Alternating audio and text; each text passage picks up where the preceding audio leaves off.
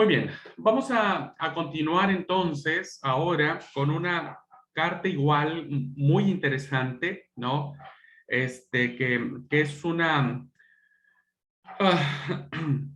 una carta que tiene muchas aportaciones, que tuvo muchos conflictos, muchos, muchos personajes de la historia se confrontaron por esta carta, ¿no? Algunos incluso llegaron a no reconocerla como inspirada o como palabra de Dios, que es la carta a Santiago. Y, y parece ser que esta oposición que se dio sobre la, la, la carta, o la epístola a Santiago, tuviese que ver en función, al parecer, por lo que muchos quisieron mirar en ella, una contradicción entre lo que había puesto el apóstol Pablo en cuanto a las obras, ¿no? Y por un lado, Pablo decía que no, la salvación no es por obras, ¿no? Para que nadie se gloríe, y Santiago va a establecer que la fe sin obras es muerta. Entonces, personajes como Lutero, por ejemplo, cuestionará profundamente esto e incluso desdeñará a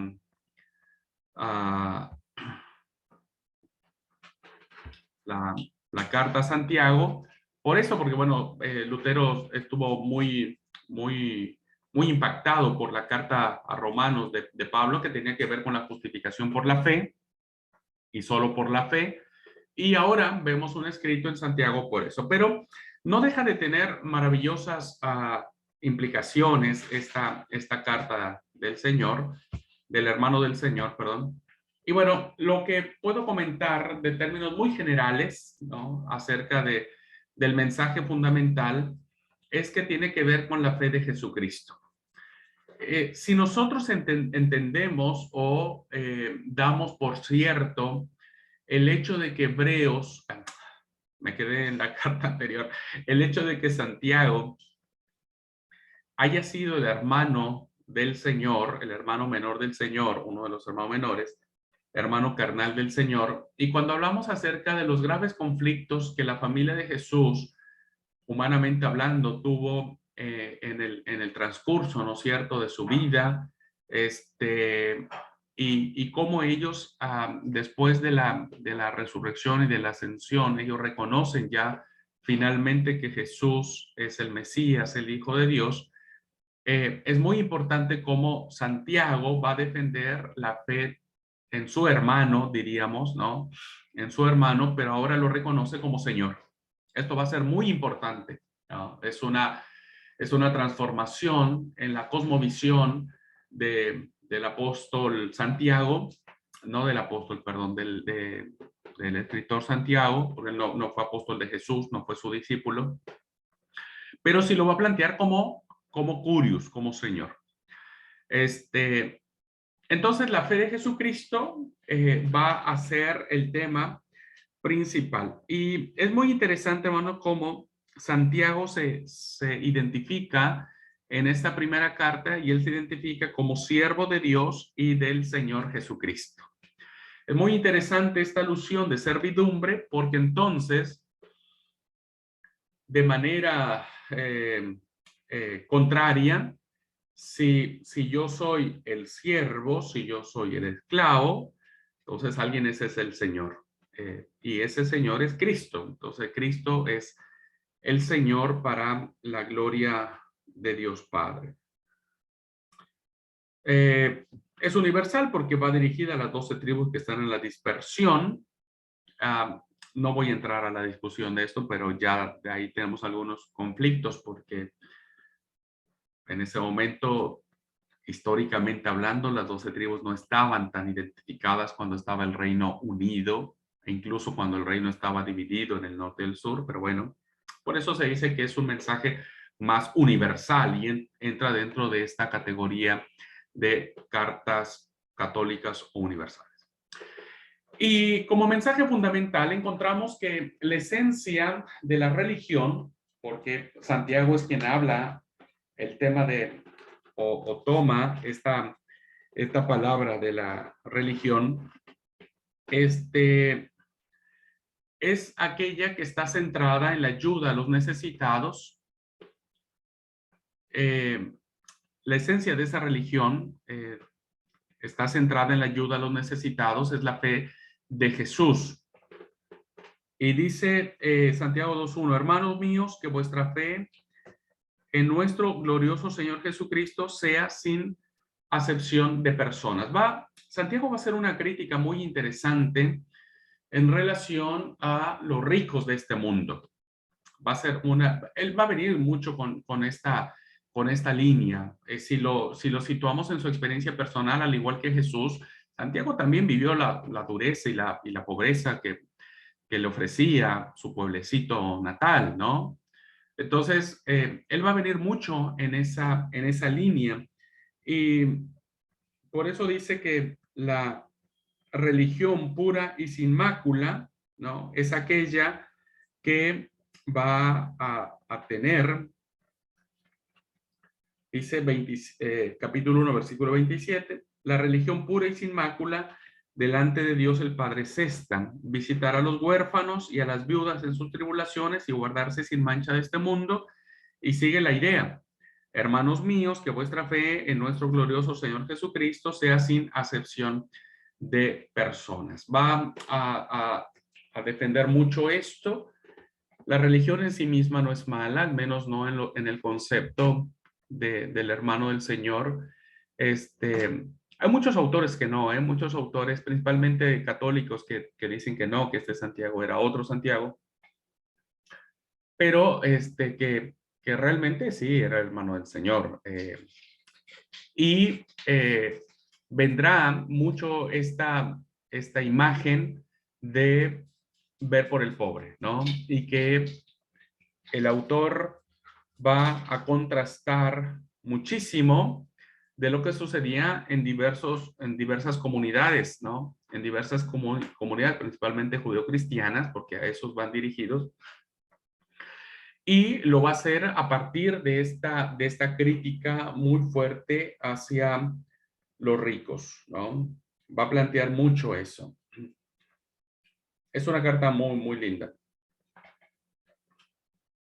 El versículo 8, capítulo 2, versículo 8 dice: si en verdad cumplís la ley real conforme a las escrituras, amarás a tu prójimo como a ti mismo, bien hacéis. Pero si hacéis acepción de personas, cometéis pecado y quedáis convictos por la ley como transgresores.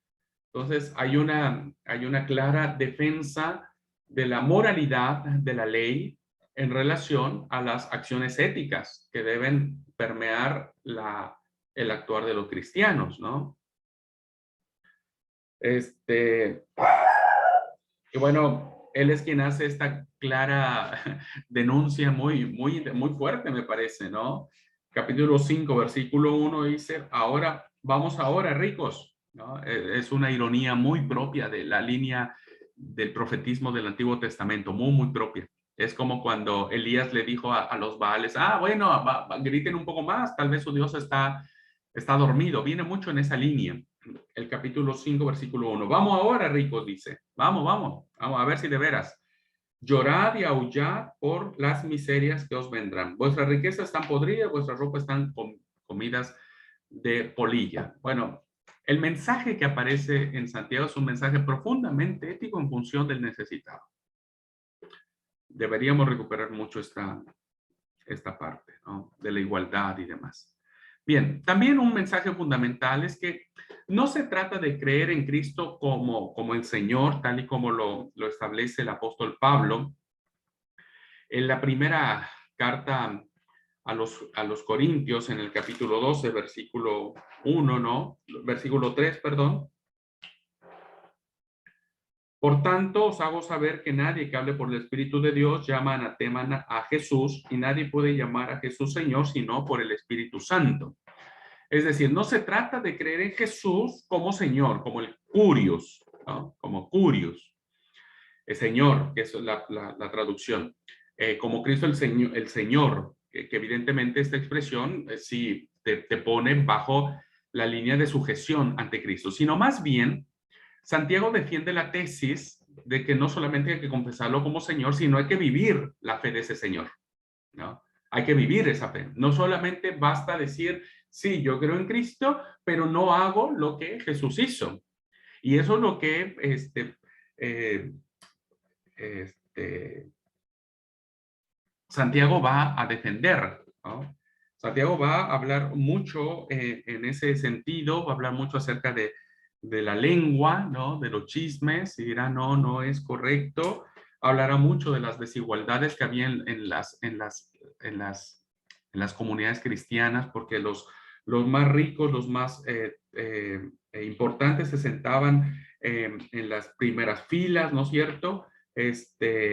Y hacían siempre una deferencia con los otros. Bueno, esta será una línea muy interesante de Santiago. No solo va a defender que sí, Cristo es el Señor, sino más bien vivamos la fe de ese Señor, de ese curios, ¿no? Además, Santiago dice, no se trata de confesar la divinidad de Jesús, no solo es decir Jesús es Dios, sino actuar como Él actuaba. Por eso hay muchos principios éticos de Santiago, muchísimos. Creo que esta reflexión, si damos por sentado la veracidad de que este libro fue escrito por el hermano del Señor, seguramente cuando escribió esta carta, tuvo que haber recordado las posturas, las posiciones, las palabras, los gestos que Jesús adoptó en el momento en que él se enfrentaba ante las desigualdades, ¿no? Y me parece que hoy hace una hermosa y profunda reinterpretación de esa vivencia personal que tuvo en casa con la familia, ¿no? Y que ahora la traduce y dice, bueno, es cierto, yo tal vez en un tiempo no hice lo que mi hermano hacía, pero ahora sí, ahora lo confieso y creo que debemos hacer lo que él hacía. Entonces, el Señor Jesús, el Curios Jesús, fue ante todo un hombre creyente, creía, era un hombre de fe y su fe estaba puesta en Dios. La creencia del Curios Jesús era una creencia que estaba basada básicamente en la acción, ¿no? Básicamente. Así entonces, la carta de los Santiago, perdón, la carta de Santiago se sitúa dentro del judaísmo más intenso y existencial, ¿no? Porque evidentemente va a responder más a cuestiones éticas que cultuales, ¿no? Y eso va a ser lo más principal que va a establecer la carta de los Santiago, a Santiago. Va a interpretar al Mesías Jesús como aquel que abre para sus seguidores el camino de una fe absolutamente plena. Humillaos delante del Señor, dice el capítulo 4, versículo 10, humillaos delante del Señor y Él os exaltará. Entonces, esa será básicamente una de las grandes expresiones que tendrá la carta y abrirá el camino hacia la fe plena de Jesús el Señor o del Señor Jesús o del Curios Jesús, ¿no? Pero no lo hará desde una sola confesión intelectual, sino más bien la traducirá como una experiencia de vida. Entonces, en ese sentido, se va a enmarcar la carta de Santiago. Muy bien. Ahora, vamos a ver la otra carta. Estamos haciendo un repaso muy general de las cartas universales. Y la siguiente es Judas. Es una carta muy, muy pequeñita, ¿no? La carta a Judas, que está después de la tercera carta de Juan, que es la de Judas. Tampoco vamos a entrar mucho en detalle, aun cuando es muy chiquita la carta, pero tiene sus propias implicaciones, ¿no? Sus propias implicaciones. Y en este sentido, vamos a decir lo siguiente. El mensaje fundamental que encontramos en la carta a Judas, en primer lugar, va a tener dos vertientes, ¿no? La primera es que irá en contra del conocimiento muy propio de los textos apócrifos, muy propio de la literatura gnóstica que en ese momento se estaba produciendo, o del pensamiento gnóstico que en ese momento se estaba produciendo. Y entonces va a atacar falsas doctrinas y los falsos maestros. Y tocará muchos temas como los ángeles, ¿no es cierto? Hablará de temas muy propios de la apocalíptica. Tendrá una clara alusión a un pasaje de la Escritura que tiene que ver con Sodoma y Gomorra, ¿no? Hablará mucho del aspecto de Moisés, estará influido por mucho el pensamiento que estaba en ese momento en cuanto a la disputa que tenía el arcángel Miguel por el cuerpo de Moisés. En fin, tendrá una connotación con un sabor, sí, de conceptos gnósticos, pero que evidentemente esos conceptos van a ser básicamente en función de salvaguardar el mensaje de Jesús.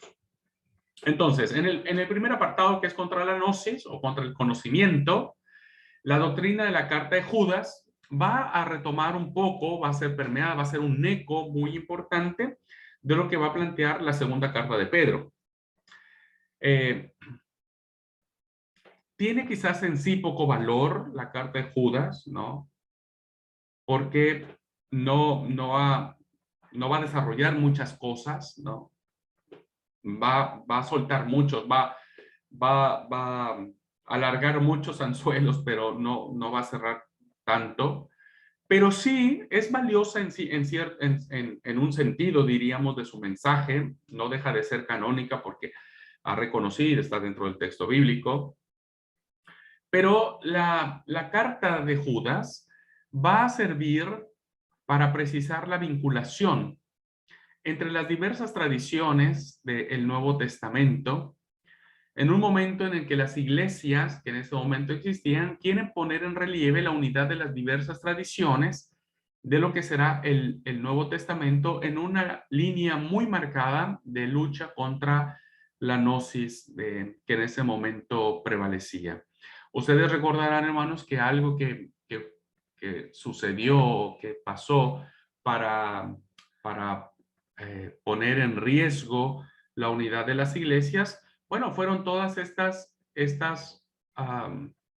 pensamientos, estas posturas que tenían que ver con el conocimiento, ¿no? Ya hablé en una clase acerca de cuáles fueron algunos, en esta clase, en esta materia, hablé acerca de cuáles fueron los evangelios que se empezaron a desarrollar, los famosos evangelios apócrifos o gnósticos, ¿no? Hay un sinfín, más de 70 libros se tiene conocimiento que en ese momento empezaron a circular y que evidentemente tendían a dividir a la iglesia. Entonces, Judas hace, no sé, una interesante aparición en este pequeñísimo libro, muy chiquitito, un librito que incluso no tiene ni siquiera capítulos. Cuando usted cite a Judas, nunca debe citarlo como capítulo 1, versículo 17. Usted solo tiene que citar Judas y el versículo que quiere leer, ¿no? Porque ni siquiera capítulos tienen. Entonces, pero va a ir siempre en función de esta línea más gnóstica, de esta línea más de lo que estaba pasando. Bueno, y el otro mensaje fundamental, ¿no? Que encontramos en este librito es que está basado en las tradiciones que en ese momento existían. Judas se funda en Santiago, va a tener mucho que ver también con Santiago, en quien se apoya y en quien mira como autoridad. Por eso en el versículo 1 dice Judas, siervo de Jesucristo y hermano de Jacobo o Santiago, que es lo mismo, ¿no? Entonces, la tradición que venía trayendo Santiago aparece no solo en su carta, sino en otros textos dentro de un gran abanico de la iglesia.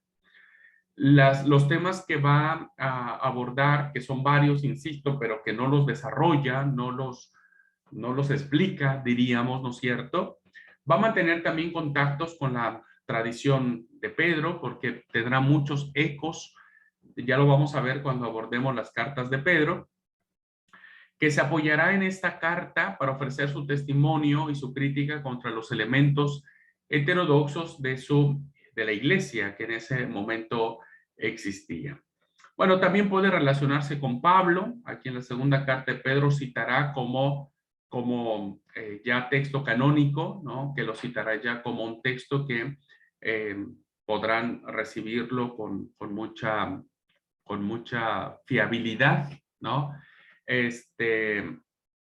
Y entonces va a ser lo que tiene Santiago, hermanos, perdón, lo que tiene Judas, es que sí va a ser una crítica muy fuerte hacia esto, porque él va a hacer una crítica, según el versículo 4, dice, porque algunos hombres han entrado encubiertamente, la gnosis era eso, bueno, a ver, era uno de los graves problemas que tenía la gnosis o el gnosticismo es que entraron a las comunidades cristianas de manera velada, dando un rostro o un mensaje como cristiano. Ese es un gran error, es un gran peligro. Una herejía que viene revestida de cristianismo es un gran peligro. Entonces, eso es lo que estaba sucediendo en estas comunidades. Dicen, entraron encubiertamente, no quiere decir que entraron de incógnito, sino más bien que sus doctrinas estaban permeadas como en un sentido de cristianismo, pero que finalmente en el fondo de esos pensamientos había una clara desviación de la fe cristiana. Los que desde antes habían sido destinados para esta condenación, le hace una fuerte crítica a ellos, ¿no? Hombres impíos que convierten en libertinaje la gracia de nuestro Dios y niegan a Dios, el único soberano, y a nuestro Señor Jesucristo. Propio de la gnosis, propio de estas herejías, ¿no? Que se estaban dando en estas grandes comunidades, que Pedro va a atacar también en sus cartas. Por eso Judas es un eco profundo de las cartas de Pedro, y que evidentemente, hermanos, lo que va a hacer Judas es que va a traer a colación muchas tradiciones del Antiguo Testamento. Sí, perdón, dije bien, del Antiguo Testamento. Ya hablé de las que están, ¿no? Pero insisto, hace como un collage, diríamos hoy modernamente, hace un collage de algunos sucesos que evidentemente, hermanos, Judas los toma, los ubica dentro de su propia narrativa, y que estos eventos que él toma él va a usarlos como necesarios para defender su tesis, ¿no? Uh, Algo que tiene hermoso la carta de Judas es el canto que aparece al final de la carta. Es un canto maravilloso, ¿no? Que trata de establecer la divinidad de Jesús, que trata de establecer la soberanía de Dios. Bueno, no que trata, más bien que la establece, que la funda, que la dice con todas sus fuerzas, ¿no? Y dice, y aquel que es poderoso para guardarnos sin caída y presentarnos sin mancha delante de su gloria con gran alegría, al único y sabio Dios. Esta expresión de unidad, de ser único, ¿no? Tiene un eco muy antiguo, ¿no? Oye, oh Israel, el Señor nuestro Dios, el Señor uno es. Entonces, establece mucho la vinculación de esta revelación de Jehová en el Antiguo Testamento en la persona de Jesús. Al único y sabio Dios, nuestro Salvador, sea gloria y majestad, imperio y potencia, ahora y por todos los siglos. Amén. Esta doxología o este canto que aparece en esta carta, realmente es Es impresionante cómo establece la soberanía y la divinidad de Jesús. Bien, ya hablaremos sobre Judá, hermanos. Ya vamos a entrar, evidentemente tenemos que ver los temas que abarca. Hoy solamente puse de manera general el mensaje que esta carta puede tener. Bien, hasta acá vamos a dejar la clase. En la siguiente clase, hermanos, vamos a abordar las dos cartas de Pedro, que son las cartas que nos hacen falta. Y entraríamos al estudio de tres cartas maravillosas, que son las cartas juaninas, ¿no? Son cartas muy especiales, también cartitas en algunos casos, cartitas en algunos casos, pero que nos proveerán algo interesante. Y después algo tendremos que decir del Apocalipsis, claro que sí, algo tendremos que decir del Apocalipsis, vamos a hacer un mapeo, vamos a ver cómo está estructurado el mensaje apocalíptico, porque la estructura del libro de Apocalipsis es muy interesante, cómo se estructura este libro, ¿no? Y con eso estaremos cerrando nuestra clase de Nuevo Testamento. Muy bien, hermanos. Este día espero en Dios subir el examen, el tercer examen parcial. No vamos a tener otra actividad más, solamente para aprobar la materia van a tener que hacer este tercer parcial. Voy a ajustar los porcentajes que cada actividad tiene, así es que les pido que puedan hacer este examen. Lo abriré hoy y lo voy a cerrar hasta el domingo, así es que van a tener tiempo suficiente para poder hacer este examen.